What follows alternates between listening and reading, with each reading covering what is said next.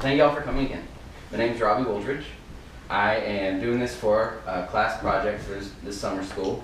As you can notice by the big red flashing light, this is being recorded. Again, thank y'all for coming. I know, it's a Friday, right in the middle of a pretty day.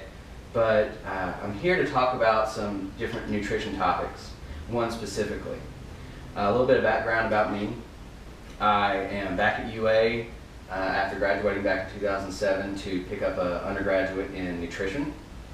I also have a background as a skilled chef and baker, and sort of gluing all these things together through the degree to help other folks specifically with endocrine issues, because I'm a type 1 diabetic, but also just in general comfort with food, higher levels of healthy diet, things of that nature.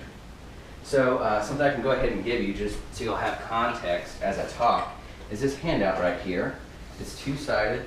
The first field you'll see are both sort of probing questions with a few lines, and also, there you go,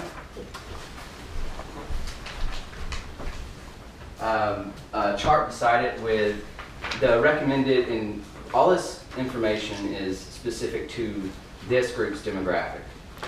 From talking with Beth and different folks at the beginning of the summer, I was able to ask some questions, find out the base demographics of the group. So these stats aren't for like an 18-year-old boy. These are all the actual nutrition recommendations for this specific group. But the other side right here where it says utilizing nutrient-rich foods, more nutrients, fewer calories, that's what I really want to talk about today, because I was trying to come up with a topic that would be applicable and interesting at all. And something that was really fascinating to me is, based on the recommendations that are really worked out, the caloric intake is recommended to go down as women age.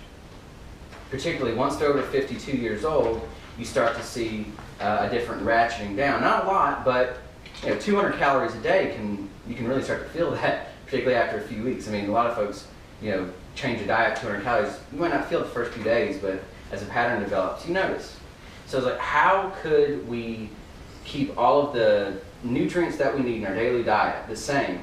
And with a specific case of aging women, calcium intake is supposed to go up, but your calorie intake is supposed to go down. That just didn't make any sense to me. How do you pull that off? Well, the idea of nutrient-rich foods came into my head. Now, as the term describes, we're talking about foods that are, vegetables, particular types of vegetables and fruits, particular types of grains that have high levels of different nutrients we need, vitamin A, C, E. We'll go over more specifics like that in a second. But also aren't high in sugar, aren't high in calories. So you can still keep that new lower cap as we age, but still, keep our health solid. So this first question right here, when I just bring up the idea of introducing more nutrient-rich foods into your life, into your diet, into your habits, what's a barrier that pops into your head? Blueberry. Blueberry? Did you say berry that pops in? No, a barrier. Oh, berry. Sorry. I thought you said berry. I was like, blueberries. No, That's a good one though. What's that? Availability? All right. So finding these fresh foods that are healthy, but where do I find them? Okay. Finding the time to prepare them and Yeah. Okay. Yeah, that's a big one. Cut, all those different things you have to do with something that. Okay. Cost. Cost. All right. So we've got cost. You hold on to that one for me. We've got prep time. There you go. And availability.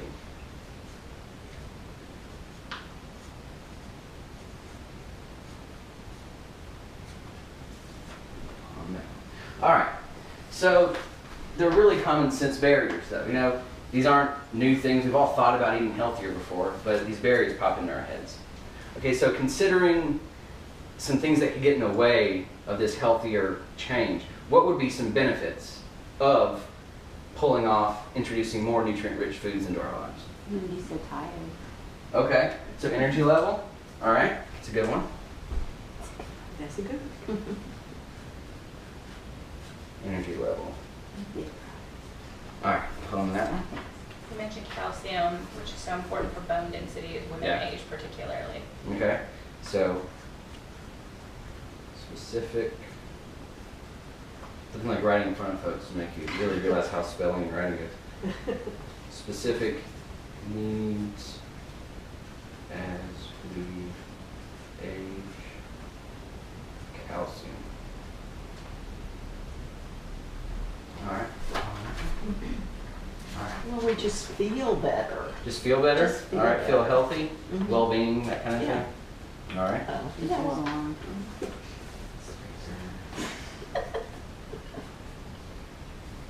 You should have invited Kentucky. No. All right. Any other ones just pop in your head? Disease prevention.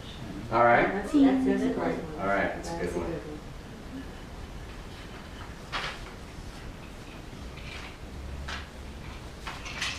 All right. Fantastic. The person with most cards wins. Yeah, everything is a competition. So they're very common sense barriers that pop up in our head, things that tell us no. I'm not going to try today on that one. But there are also all these benefits that, again, easily pop into our head, make us feel better, long-term of bone health, long-term of chronic illness, either prevention or maintenance, things like that.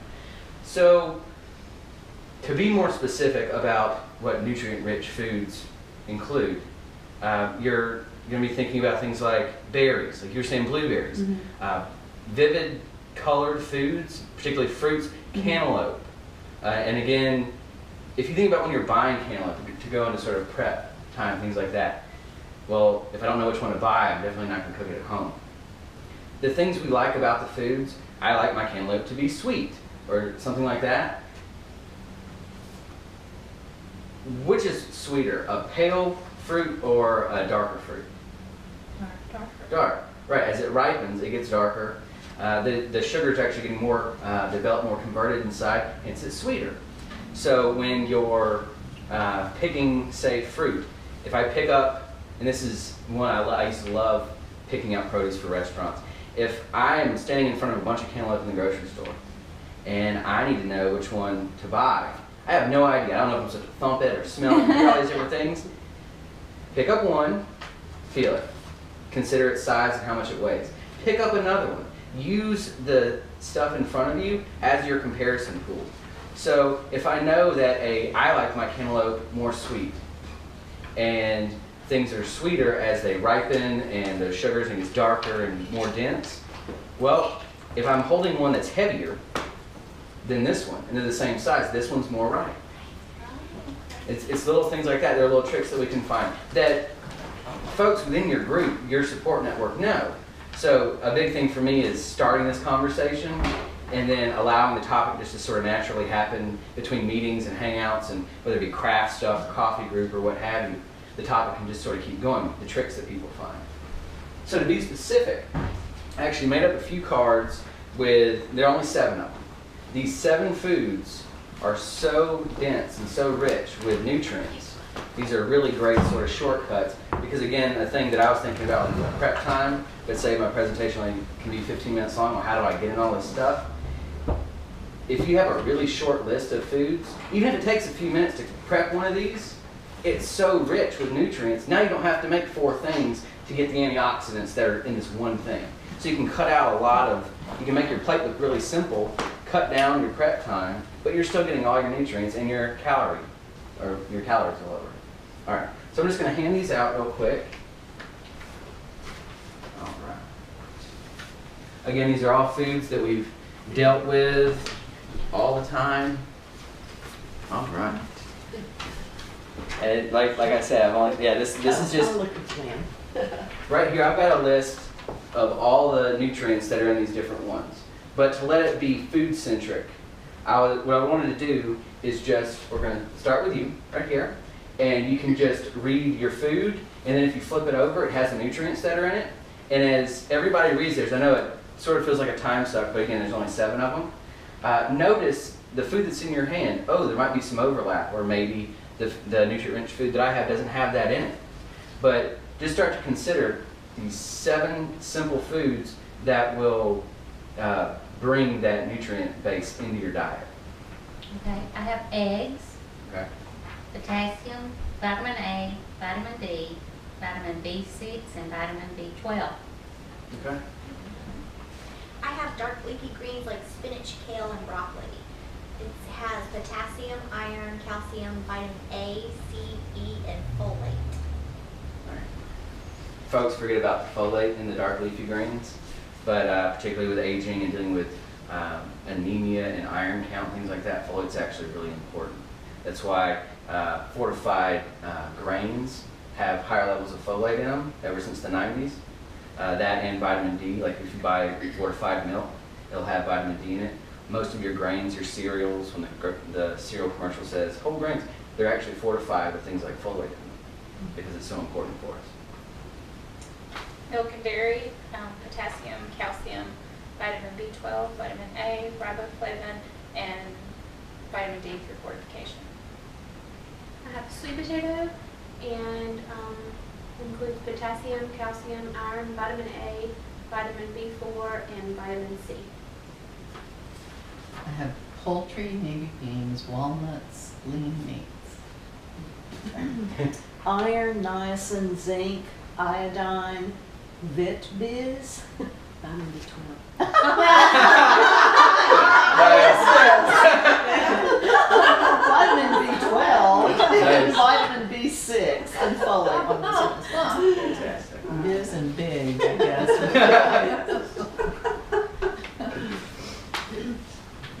And what do you have? Oh, I thought you had another one, sweet. Mine says fortified grain cereals, oats, rice, polenta, couscous, semolina, whole grain breads, and they have folate, thiamine, riboflavin, niacin, iron, vitamin E, zinc, magnesium, and phosphorus. Fantastic. What is semolina?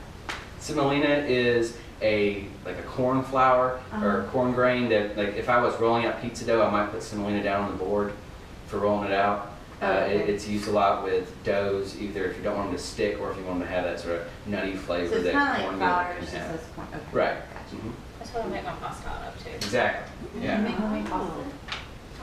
See? If I make it, that's what it's going on. Vibrant colored fruits like citrus fruits, bananas, cantaloupe, and berries.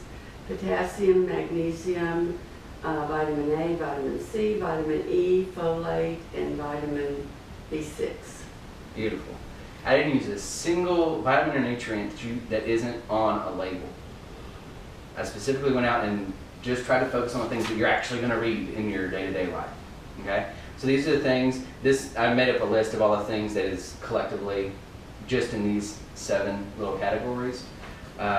Also, the barrier cards and the benefit cards and these cards I'm actually going to leave with the group as a resource, just for a simple reference. Also, the reference in the handout of our daily intakes obviously is for y'all as well. If you flip over the handout, it has the recommendations, again, for this group's demographic of servings per day. With not just 2 cups, but a little bit of explanation for when you're reading recommendations, what does it actually mean? What about like steak? I really like that. I eat it when I feel like I'm low on iron. Sure. Is that good or is that just a sometime? Well, again, you were talking about earlier portion size. Uh-huh. If you look in the proteins on the other side, Mhm. where it's recommending ounces of whatever. Yeah.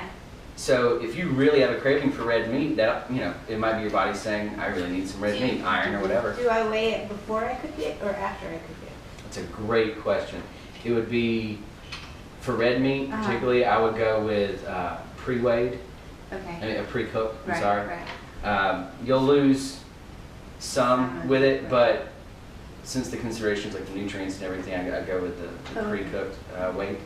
But so again, if you just consider these few foods with the portions recommended, you're talking about, obviously when I talk about sweet potatoes, we know those are really healthy.